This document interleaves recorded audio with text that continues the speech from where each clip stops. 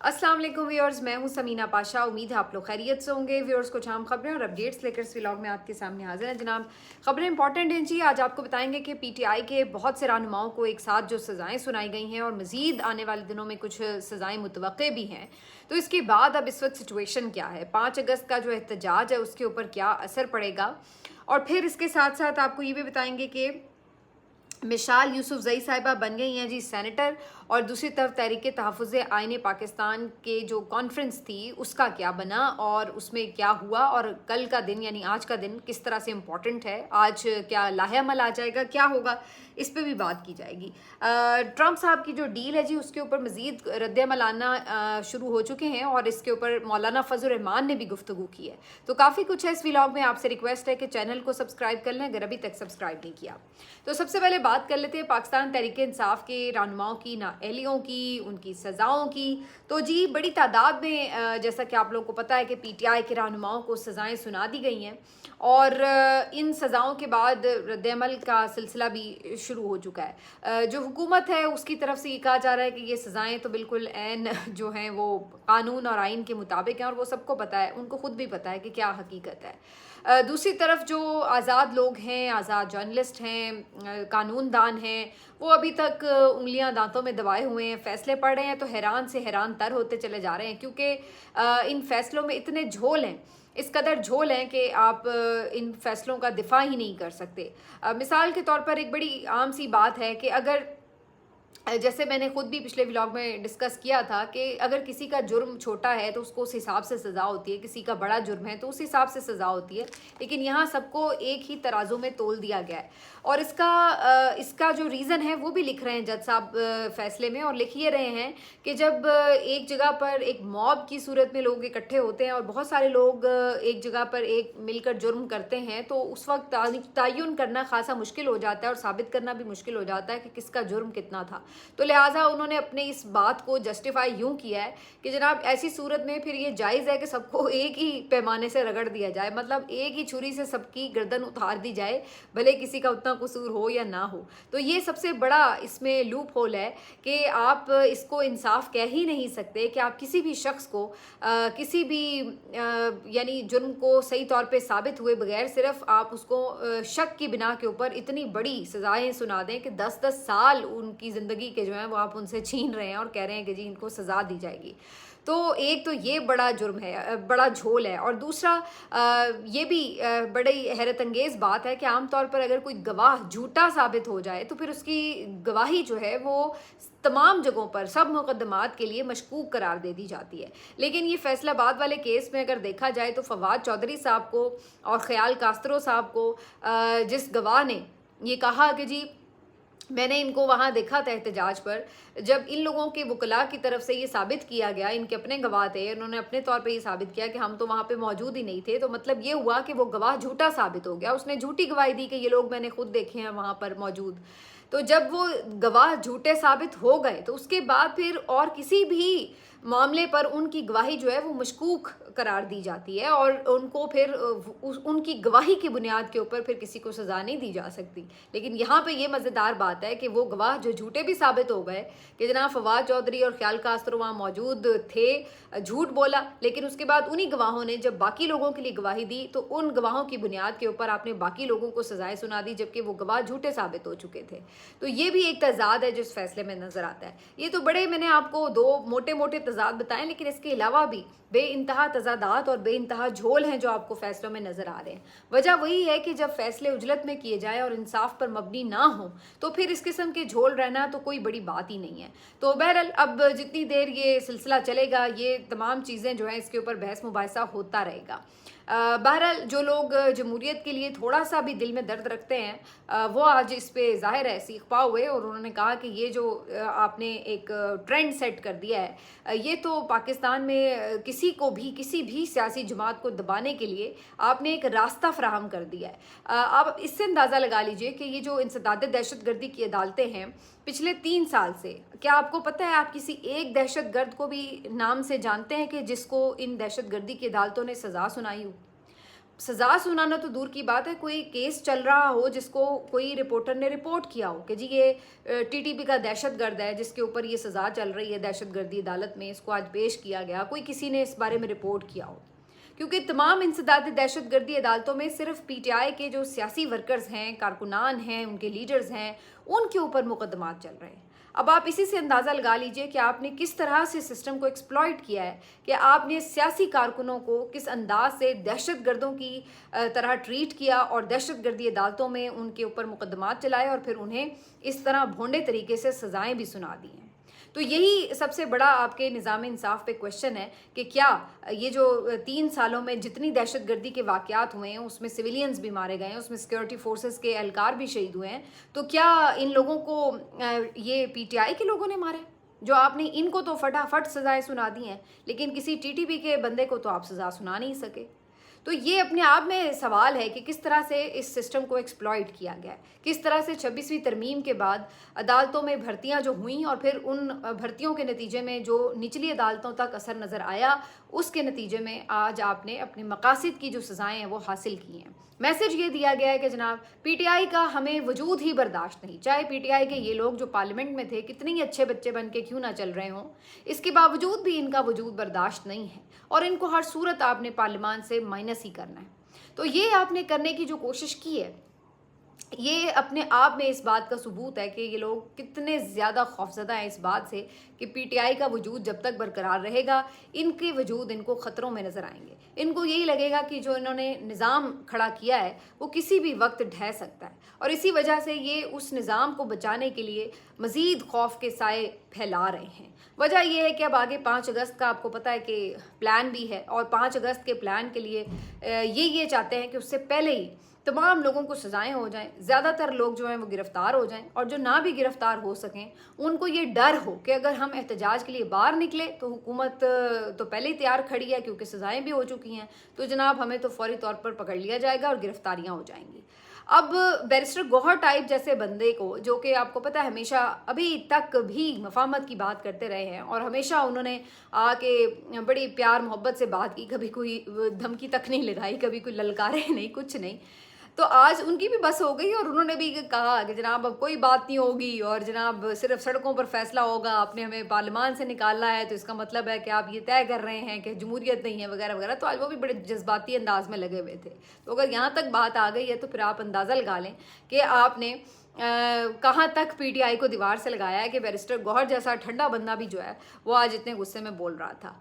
5 अगस्त के एहतजाज के लिए अब सूरत हाल क्या है? सूरत हाल ये है कि ये रहनुमा और कारकुन जिनको सज़ाएं हुई हैं, इनमें से कुछ लोग तो ऑलरेडी गिरफ्तार हैं, पेशियों पे आते हैं, उन्हें पकड़ लिया जाता है या पहले से ही वो उनकी ज़मानतें नहीं हुई तो वो जेलों में ही हैं, जबकि बाकी वो लोग जो अभी आज़ाद हैं और अब इन फैसलों के बाद इधर उधर हुए हुए हैं, रुपोश हुए हुए हैं कि भाई ज़ाहिर है अब फैसले सुना दिए गए तो उन्हें गिरफ्तारी की जा सकती है। तो इन लोगों के पास अब एक चैलेंज है कि इन्होंने अब करना क्या है। मसलन अगर ये चाहते हैं कि इनकी जो सज़ाएं हैं इनके ख़िलाफ़ अपीलें की जाएं, तो ये अपीलें दायर करने से पहले इनको सरेंडर करना होगा। मतलब ये होगा कि इनको आके गिरफ्तारी देनी होगी, जेल जाना होगा और फिर उसके बाद अपील फ़ाइल करनी होगी कि जनाब ये हमें सज़ा जो है वो गलत हुई है, इसको ख़त्म किया जाए या मुअत्तल किया जाए। अब इसका मतलब ये हुआ कि अगर ये सोच कर कि चलो जी हम आगे चलकर इसके ऊपर गिरफ्तारी दे देते हैं, अभी बाद में हमारी सज़ा मुअत्तल हो जाएगी, तो यहाँ पर ये भी एक बड़ा सवाल है कि क्या इतनी जल्दी ये अपील लगेगी भी, क्योंकि हमने ये देखा कि गुजरांवाला की अदालत ने जो पिछले साल सज़ा दी थी उसकी अपील अभी तक आज तक भी हाई कोर्ट में लग ही नहीं सकी। तो यानी अगर आप ये सोच के आके गिरफ्तारी भी दे दें कि चलो जी हम अपील फ़ाइल करना चाहते हैं इस फैसले के ख़िलाफ़, तो उस सूरत में आपको ये मौका नहीं मिलेगा कि आप फिर दोबारा से इधर उधर हो जाएं, क्योंकि फिर आपको पहले गिरफ्तारी देनी होगी। और अगर आप ऐसा नहीं करते, आप अपील फ़ाइल नहीं करते, आप इसके ऊपर आके सामने आके अपना केस नहीं लड़ेंगे, तो उस सूरत में क्या होगा कि नाअहली तो आपकी पक्की है, क्योंकि वो तो 2-3 दिन में ही आपको पता है इलेक्शन कमीशन नाअहली करके फौरी ज़िमनी इलेक्शन करा रहा है। तो इस सूरत में आप अगर अपनी नाअहली को रोकना चाहें या इस फैसले को चैलेंज करना चाहें तो उसके लिए ज़रूरी है कि आपको गिरफ्तारी देनी पड़ेगी। तो अब ये इनके पास एक चैलेंज है कि अपनी आपने सीट बचाने की आखिरी कोशिश करनी है या आपने गिरफ्तारी से बचने के लिए रूपोशी इख्तियार करनी है। अब एक और जो इसमें चैलेंज है वो 5 अगस्त का है कि अगर आप रूपोश रहते हैं तो फिर आप 5 अगस्त को एहतजाज कैसे करेंगे, और अगर आप 5 अगस्त को एहतजाज के लिए बाहर निकलते हैं तो फिर आपको गिरफ्तार कर लिया जाएगा, और अगर आप 5 अगस्त को एहतजाज के लिए बाहर नहीं निकलते तो फिर बाहर एहतजाज नहीं होगा, तो फिर जो तहरीक का ऑर्डर है वो पूरा नहीं होगा। और फिर जो ज़ाहिर सी बात है, इमरान खान साहब तो ये कह रहे थे कि 5 तारीख को तहरीक पीक पर होनी चाहिए, तो पीक पर होना तो दूर की बात है, तहरीक तो अभी तक शुरू भी नहीं हुई। और उस दिन शायद कोई इनका था प्लान कि चलो जी उस दिन हम कोई इवेंट कर लेंगे, लेकिन वो इवेंट अब कैसे होगा कि जब इन सबको पता होगा, कारकुनों को भी और पार्लियामेंटेरियंस को भी, कि बाहर निकले तो जनाब हमें पकड़ लेंगे, किसी को किसी वजह से, किसी को किसी वजह से गिरफ्तार होना है। तो अब सिस्टम ने बड़े तरीके के साथ 5 अगस्त से पहले ये तमाम सूरत हाल को वाइंड अप किया है और ऐसा टेरर बिठाया है कि जो बाहर निकलेगा वो गिरफ्तार हो जाएगा, और इस तरह इन्होंने इनका जो एहतजाजी प्लान है उसको नाकाम बनाने का पूरा पूरा बंदोबस्त किया है। अब बात सारी जो है वो अवाम के हाथ में है। अब ये तो अवाम को नज़र आ रहा है कि ये लीडर्स तो मुश्किल ही है कि बाहर निकलें, तो ऐसी सूरत में इनके पास क्या ऑप्शन है। अगर अवाम आज खुद 5 अगस्त को एहतजाज के लिए निकलती है तो वो एक अलग सूरत हाल है, लेकिन वो आपको भी पता है और मुझे भी पता है कि हमारी अवाम का ऐसा कोई मूड ही नहीं है। हमारे लोग इस तरह आज खुद बाहर नहीं निकलते जब तक कि कोई कॉल ना हो, तो कोई उनको लीड ना करे, जब तक कि कोई उसको पूरा ऑर्गेनाइज ना करे, तो इसका इम्कान तो कम नज़र आता है। ऐसी सूरत में अगर ये लोग अपने तौर पे बाहर निकलते हैं तो ये मेरे लिए भी एक हैरान कुन बात होगी। और इमरान खान तो ये ट्रस्ट करते हैं कि उनके लोग निकल सकते हैं, लेकिन यहाँ पर फिर जो आपकी पीटीआई लीडरशिप है वो काफ़ी ज़्यादा आप कह सकते हैं कि बिल्कुल एक अनसर्टन सी सिचुएशन में होगी कि वो क्या करती है। हाँ, केपी की हद तक देखना होगा कि वहाँ पर जाहिर है फौरी तौर पर पुलिस की गिरफ्तारी उतनी आप नहीं कह सकते इफ़ेक्टिवली हो जैसे बाकी जगहों पर, तो ज़्यादा से ज़्यादा ये नज़र आ रहा है कि फिर कुछ होगा भी तो ये केपी में शायद कोई इस तरह की रैलीज़ और एहतजाजी प्लान कर सके। वैसे इन्होंने जलसों की भी इजाज़त मांगी है, लाहौर वालों ने मीनारे पाकिस्तान पर, इस्लामाबाद में भी F8 में इन्होंने जलसे की इजाज़त मांगी है परेड ग्राउंड में, लेकिन वो तो इन्हें मिलनी नहीं। अगर मिल भी जाए तो वहाँ पे किसने आके तकरीर करनी है, सारी लीडरशिप तो गिरफ्तार हो जाएगी वहाँ पे, तो उसका तो कोई इम्कान नज़र नहीं आता। फिर इसके अलावा अब क्या है, क्या एहतजाजी प्लान है। आज का दिन इस हवाले से इम्पॉर्टेंट होगा क्योंकि बताया ये गया था कि तहरीक तहफ़्फ़ुज़ आईन पाकिस्तान की ये जो कॉन्फ्रेंस है ये जब ख़त्म होगी तो उसके बाद महमूद खान अचकज़ई साहब जो हैं वो एहतजाजी हिकमत अमली का ऐलान करेंगे। अब 2 रोज़ा ये कॉन्फ्रेंस थी, ये लोग जब कॉन्फ्रेंस हॉल पे पहुंचे तो पहले से ही एक रात पता चल गया था कि जी बुकिंग कैंसिल हो गई। बहरहाल इन्होंने कुछ ऑल्टरनेट अरेंजमेंट कर रखा था। ये सारे रहनुमा और बाकी जो भी मकतबा फ़िक्र के कुछ सहाफ़ी थे, वकला वगैरह, ये सारे जनाब इकट्ठे होके उस जगह पे पहुंच गए। वहाँ इन्होंने जाके कॉन्फ्रेंस की। हामिद मीर साहब भी आए हुए थे, काशिफ अब्बासी साहब भी थे, रबिया बाजवा साहिबा थी वकला में, और बाकी ये लोग थे जो बाकी तहरीक तहफ़्फ़ुज़ आईन पाकिस्तान वाले हैं। जावेद हाशमी साहब भी आए हुए थे और महमूद खान अचकज़ई, अल्लामा राजा नासिर अब्बास साहब, तो ये तमाम लोग वहाँ पर मौजूद थे। इन्होंने खिताब वगैरह भी किए। बैरिस्टर गौर भी बाद में पहुँचे, इन्होंने भी अपना आज तो बड़ा गर्म जोश किस्म का खिताब भी किया। बहरहाल असल बात वही है कि आज इस बारे में लाहेअमल क्या देते हैं, क्योंकि 2 रोज़ा ये कॉन्फ्रेंस थी। अब आज की जो तकरीरों की बात की जाए जो कल यानी गुजर चुका है, आप चूँकि दिन चेंज हो चुका है, तो उसकी अगर तकरीरों की बात की जाए तो उसमें जो अल्लामा राजा नासिर अब्बास साहब की बात थी बड़ी इंपॉर्टेंट थी। उन्होंने कहा कि इन्होंने जो भुट्टो है उसको रख के जेल में जब ये देखा कि बाहर लोगों का रिएक्शन ये कंट्रोल कर लेंगे तो उन्होंने उसको सज़ा सुना दी थी। तो अब भी ऐसी ही सूरत हाल है कि इन्होंने मकबूल तरीन लीडर को जेल में रखा हुआ है, तो क्या हमने उसको एक और भुट्टो बनाना है? हम ऐसा नहीं होने देंगे। अल्लामा राजा नासिर अब्बास साहब काफ़ी ज़्यादा एग्रेसिव स्टेटमेंट देते हैं और उन्होंने पहले भी कहा है कि ये जो शिया ज़ायरीन के हवाले से मामला है उसके ऊपर भी उन्होंने एक मार्च वगैरह का ऐलान कर रखा है एहतजाजी प्लान का। तो वो अभी भी समझते हैं कि जो मज़ाहमत है उसी के साथ बात कुछ बन सकती है, बाकी इस निज़ाम में रहा कुछ नहीं है। इसी तरह की गुफ्तगू महमूद खान अचकज़ई साहब ने भी की। हामिद मीर साहब भी और काशिफ अब्बासी साहब भी यहाँ मौजूद थे। काशिफ अब्बासी साहब यहाँ पे ऑफ एयर हैं आजकल, आपको पता है ARY चैनल से, और प्रोग्राम नहीं कर पा रहे, उनकी चैनल पे भी दबाव है, इंतज़ामिया पे दबाव है। उन्होंने भी आज गुफ्तगू की। उनकी एक बात तो बड़ी अच्छी भी थी, इम्पॉर्टेंट भी थी कि हमारे सहाफ़ियों के पीछे कोई वर्कर तो होता नहीं है, आवाम की सपोर्ट तो नहीं होती, हमें तो जो तहफ़्फ़ुज़ मिलता है वो आइन से मिलता है। और ये बात दुरुस्त है कि बोलने की जो आज़ादी है वो तो हमें आइन ही देता है, और हमें तो यही तहफ़्फ़ुज़ है कि जी हम अदालत से चले जाएंगे तो जाके इंसाफ ले लेंगे, हमारे पीछे कौन सा कोई कारकुन खड़ा हुआ है। तो उन्होंने कहा कि आइन पर अमल दरामद होना ज़रूरी है, और जब आप अपोजिशन में हो तब भी और जब हुकूमत में हो तब भी ज़रूरी है कि आप जो मीडिया के लिए अपने ख्यालात रखते हैं वो दोनों जगह पे आपके सेम रहें, अपोजिशन में भी और हुकूमत में भी। ये बात तो उनकी ठीक है, लेकिन साथ ही साथ उन्होंने ये भी जिक्र किया कि इमरान खान के दौर में भी जो है मुख्तलिफ सहाफ़ी टीवी पे नहीं आ सकते थे, आज भी मुख्तलिफ सहाफ़ी टीवी पे अपीयर नहीं हो सकते, मैं अकेला नहीं हूँ और बहुत से लोग हैं मेरे साथ जो चैनल्स पे काम नहीं कर सकते। तो आज उन्होंने जो तकरीर की, मुझे उनकी तकरीर थोड़ी मध्यम तकरीर लगी। मुझे लगा कि उन्होंने उस तरह से कोई स्टेटस को नहीं आईना दिखाया जो उससे शायद वो बहुत एग्रेसिवली दिखा सकते थे। शायद इसकी वजह ये भी है कि हर शख्स का मिजाज नहीं होता कि वो एक एग्रेसिव स्टेज पे जाके जो है वो अपना मुकदमा लड़े, लेकिन इससे होता यह है कि जब लोग खामोश हो जाते हैं या दब जाते हैं तो फिर इस तरह उन लोगों को, मज़ीद लोगों को दबाना बड़ा आसान हो जाता है। और ख़ास तौर पर ऐसे भारी भरकम आवाज़ें हामिद मीर साहब की हों, काशिफ अब्बासी की हों, बड़े बड़े जो आपके नामवर सहाफ़ी हैं, अगर वो फ्रंट से कोई इस तरह से सहाफ़ियों की मूवमेंट को लीड कर रहे हों तो वो एक अलहदा सूरत हाल बनती है। और अगर हम जैसे बेचारे जो इतना ज़ाहिर है अपना असर व रसूख नहीं रखते, और सच्ची बात ये कि हमारे पास तो लड़ने के लिए कुछ था भी नहीं ना, हम कोई इन लोगों की तरह इतनी तनख्वाहें भी नहीं लेते और सालों से ले भी नहीं रहे इतनी तनख्वाहें कि जनाब हमारे पास अगर आज हमें ऑफ़र कर दें, नौकरी ना भी रहे तो जी हमारे पास बड़ा सरमाया है। तो हम तो बिल्कुल जिसको कहते पहले भी हैंड टू माउथ ही थे और अभी भी हमारी यही सूरत हाल है। लेकिन इन जैसे लोग जिनको फाइनेंशियली कोई प्रॉब्लम नहीं होती, अगर ये लोग भी उस तरह से ना खड़े हो सकें तो फिर जो है बाकी जो आपका गरीब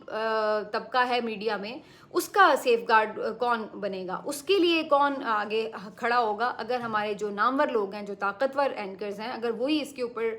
स्टैंड ना ले सकें, तो ये ज़रूर एक सवाल है जो अपनी जगह पे मौजूद है कि हमारी अगर आज़ादी ज़ाहिर राय को दबाया गया तो हमारी जो सहाफ़ी हजरात हैं, बड़े बड़े लोग हैं, बड़े बड़े नाम हैं, उन्होंने क्या कर लिया। इनसे तो पीका एक्ट भी जाके जो है एक चैलेंज करके बैठ गए, उसके बाद दोबारा कभी नाम भी नहीं लिया, कोई मूवमेंट नहीं चली, कोई इन्होंने उसके ऊपर आवाज़ नहीं उठाता। और अब आप देख लें मीडिया में जो सूरत हाल है, तो बहरहाल हर जगह यही कहानी है। अब सिर्फ सहाफ़ियों से क्या कहें, वकला हज़रात की भी यही कहानी है, हर मकतबा फ़िक्र की ऐसी ही कहानी है। तो किस्सा मुख्तसर ये कि जनाब आज इस पर तकरीरें तो बड़ी हुई हैं, अब देखते हैं आज एहतजाज का प्लान क्या अनाउंस होता है। मिसाल यूसुफजई साहिबा बन गई हैं सेनेटर, लेकिन अफसोस की बात यह है कि आज कुछ मनाजिर में देख रही थी कि जनाब आलिया पहुंच रही हैं KP हाउस में, कि पता नहीं, हाँ KP हाउस में ही शायद गई हूँ, और वहाँ पर सब फूल पहन रही हैं, बड़े मुबारकबादें वसूल हो रही हैं। तो बड़ा अजीब लग रहा था कि एक ऐसे दिन जब आपके इतने लोगों को सज़ाएँ हो रही हैं, कारकुनों को, लीडर्स को, और उस दिन आप आके अपनी खुशियाँ मना रहे हों, बड़े आपके फूल पहनाए जा रहे हों और इस तरह से, तो वो माहौल कोई जचता नहीं है। और ऐसे मौके पर होना ये चाहिए कि आप अपनी विक्ट्री के साइन बना रहे हो, वहाँ पे आपको अपने लोगों के साथ इजहार यकजहती करना चाहिए। लेकिन बहरहाल मिसाल यूसुफजई साहिबा की नामजदगी पे ही सब लोग तनकीद कर रहे थे, और सीधी बात है कि वो इतनी मैच्योर तो है नहीं, और ना उनके जो आज के किसी तरह के भी जो तासुरात थे उससे ये लग रहा था कि वो कोई मैच्योर पॉलिटिक्स कर सकती हैं। वो इसी बात पे बड़ी खुश थी कि मैं कम उम्री में सेनेटर बन गई हूँ। तो भाई ये सिर्फ एजाज़ नहीं होता, आप परफॉर्म भी करें तो फिर पता लगे कि जी आपकी काबिलियत क्या है। आखिर में जी थोड़ी सी बात कर लेते हैं कि अली अमीन गंडापुर साहब का जो स्टेटमेंट है जो उन्होंने कुछ दिन पहले दिया कि जनाब फ़ौज अच्छे तालिबान को छुड़वा के ले जाती है कि जी हमारे काम आते हैं वगैरह, तो इसके ऊपर ख़बर ये आ जाए कि जी इंडिया ने उनके स्टेटमेंट को फैटफ में जमा करवाया है और कहा है कि जी देखें ये तो इनके वज़ीर आला जो हैं वो एडमिट कर रहे हैं कि पाक फ़ौज जो है वो दहशतगर्दों की सरपरस्ती करती है, तो इसके ऊपर इन्हें ग्रे लिस्ट में डाला जाए। तो इस बयान को लेकर के काफ़ी तनकीद भी हो रही है कि जी देखें अली अमीन गंडापुर साहब ने गैर जिम्मेदाराना बयान दिया जिसका फ़ायदा जो है दुश्मन मुल्क उठा रहा है, और ये जो है पाकिस्तान को इसका नुकसान हो सकता है। लेकिन हम ये ज़रूर इस पे सोच सकते हैं कि इस तरह का जो स्टेटमेंट था, मैंने उस दिन भी ये बात की थी, नवाज शरीफ साहब ने भी दिया था जब उन्होंने ये कहा था कि ये मुंबई अटैक्स हैं उसमें पाकिस्तान से दहशतगर्द जाकर वहाँ पर कार्रवाई करके आए थे। तो उस वक्त भी इसी किस्म का स्टेटमेंट था और इसको भी बाहर की अदालतों में कोर्ट भी किया गया। कुलभूषण यादव वाले टाइम पे भी मुझे याद है कि वो वहाँ पर भी ये बात कोर्ट हुई थी कि जी नवाज शरीफ साहब ने बात की। तो कहने का मकसद ये कि ये स्टेटमेंट जो है बहुत दफ़ा बहुत से हमारे रहनुमा दे चुके हैं और अभी चंद दिन पहले बिलावल भुट्टो ने वहाँ पे अमेरिकन मीडिया के साथ गुफ्तगू करते हुए भी ये बात कही कि पाकिस्तान की फ़ौज जो है वो इस तरह से इनको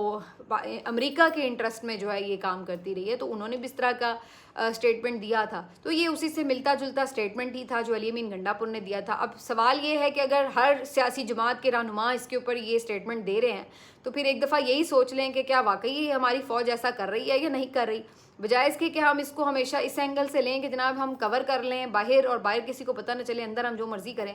इसके बजाय ये क्यों ना देख लिया जाए कि क्या वाकई हमारे मुल्क में कहीं कोई दहशतगर्दों के लिए सॉफ्ट कॉर्नर मौजूद है और कहीं उसकी कोई इस तरह की